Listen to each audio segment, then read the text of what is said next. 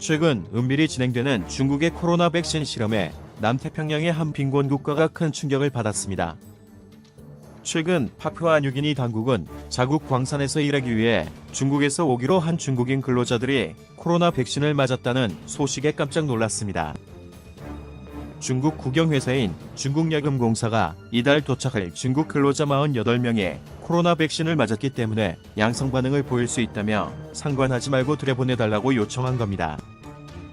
파푸아뉴기니 당국은 자국의 보건위기가 초래될 수 있다는 우려에 즉시 중국 대사관에 해명을 요청했고 20일 도착할 예정이었던 중국인 근로자 150명이 탄 전세기 입국을 차단했습니다. 중국 당국은 감염 때문이 아니라 백신에 대한 반응으로 코로나 양성이 나올 수 있다, 두려워할 필요가 없다고 달랬지만 파푸아뉴기니 당국은 이를 무시하고 발빠른 조치를 취했습니다. 파푸아뉴기니의 제로타원 보건장관은 중국인 근로자들에 대한 백신 접종이 입국 3일 전에 행해진 것으로 알려졌지만 중국 측이 백신에 대한 정보를 전혀 공개하지 않고 있다고 지적했습니다. 중국은 앞서 군인과 국영기업 직원을 대상으로 백신 시험을 실시할 것이라고 밝혔지만 해외 근무 근로자들까지 실험 대상으로 삼은 사실이 밝혀진 건 이번이 처음입니다. 파푸아뉴기니는 몇 년 전부터 우방국인 호주를 버리고 중국과 손잡기 시작했습니다. 중국이 파푸아뉴기니를 1대1로 노선에 포함시켜주고 인프라 건설과 자원 개발 등 과감한 투자를 약속했기 때문입니다. 그런데 이렇게 중국에게 큰 기대를 걸었던 파푸아뉴기니는 최근 오히려 중국 때문에 각종 사건 사고가 터져 크게 불안해하고 있습니다. 지난해에는 중국야금공사가 광산을 채굴하다가 유해 물질을 바다에 유출시키는 대형 사고를 냈고, 올해는 호주와 미국의 반대를 무릅쓰고 유치한 화웨이 데이터 센터에 심각한 보안 결함이 발견됐기 때문입니다. 또 최근에는 중국인 노동자들이 입국 후 격리 절차를 무시하는 일이 비일비재하게 발생했고, 중국 당국이 파푸아뉴기니 국민을 상대로 백신 효과를 검증하려 한다는 소식이 호주 언론을 통해 전해지기도 했습니다.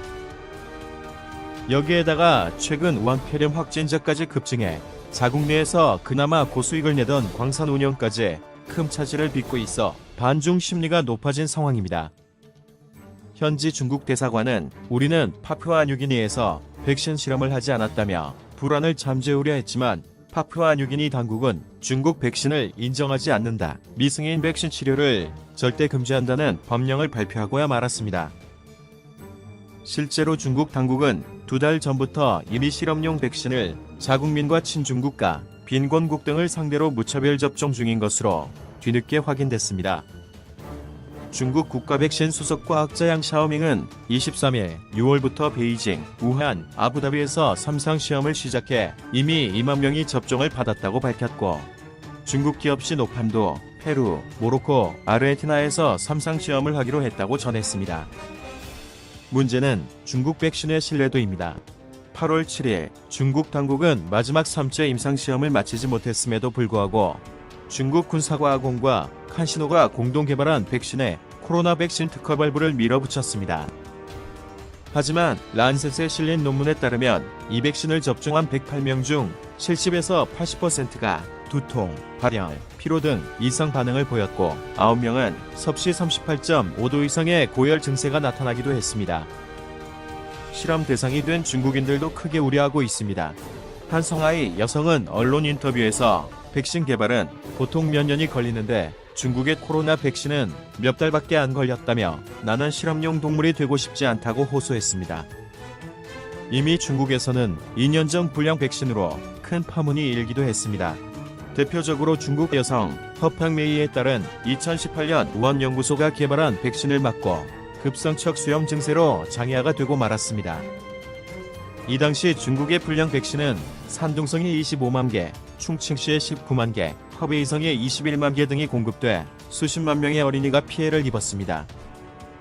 피해 부모들은 크게 분노했고 중국 공산당을 타도하자는 문구가 당시 중국 화장실 곳곳에서 발견되기도 했지만 결국 모두 공안요원에 끌려가거나 구금돼 반발이 무산됐습니다. 그런데 최근 중국의 백신 개발이 또다시 이슈가 되자 실부를 감추려는 중국 당국에 의해 백신 피해자 대표로 활동했던 허팡메이는 지난 7월부터 가택연금 상태가 됐고 남편은 실종됐습니다. 최근 중화권 매체의 전화 인터뷰를 받은 허팡메이는 소아마비 백신을 맞은 우리 딸이 오히려 소아마비에 걸렸는데 우한 폐렴 백신이라고 안전할까요? 라며 중국산 백신을 절대 신뢰하지 말라고 강조했습니다. 이미 우한 폐렴 음표로 역대급 재앙을 일으켰던 중국 공산당이 이번에는 백신으로 어떤 문제를 일으킬지 전 세계가 크게 우려하고 있습니다.